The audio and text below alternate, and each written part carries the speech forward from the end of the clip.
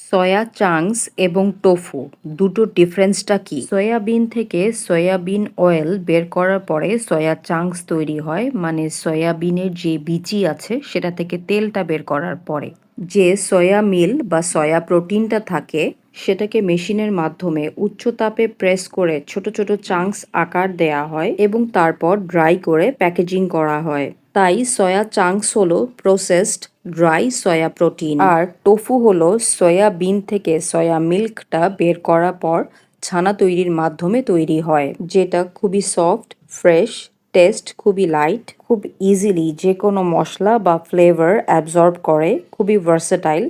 এটা সব কিছু দিয়েই খাওয়া যায়, এমনকি মিষ্টি কোনো ডেজার্টও খুব ভালো তৈরি হয় টোফু দিয়ে। দুটোই খুবই প্রোটিন সমৃদ্ধ। সয়া চাংস হলো শুকনো এবং দীর্ঘমেয়াদী, এবং টোফু খুবই নরম, ফ্রেশ এবং ভার্সেটাইল, এবং এটা ডিপ অথবা নর্মাল ফ্রিজে একটা সময়ের মধ্যেই খেয়ে শেষ করতে হয়।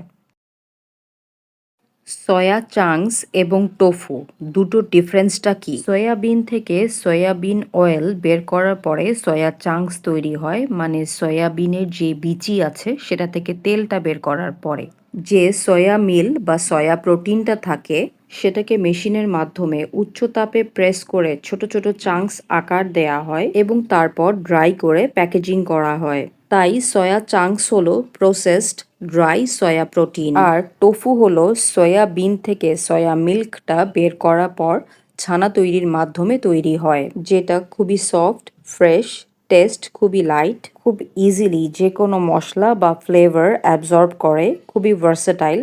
এটা সব কিছু দিয়েই খাওয়া যায়, এমনকি মিষ্টি কোনো ডেজার্টও খুব ভালো তৈরি হয় টোফু দিয়ে। দুটোই খুবই প্রোটিন সমৃদ্ধ।